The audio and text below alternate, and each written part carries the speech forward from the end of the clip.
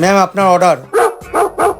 আরে তুই আরে তুই দেখলি তো আমার সাথে ব্রেকআপ করার ফল, হয়ে গেলি না ডেলিভারি বয়।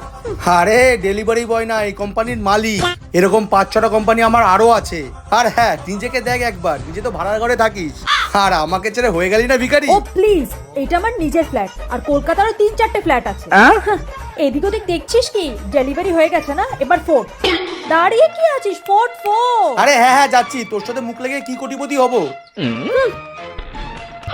কিরে কোথায় মরলি? আমার খাবারটা দিবি না নাকি? আসছি দাদা বাবু। কি ভুল করলাম আমি?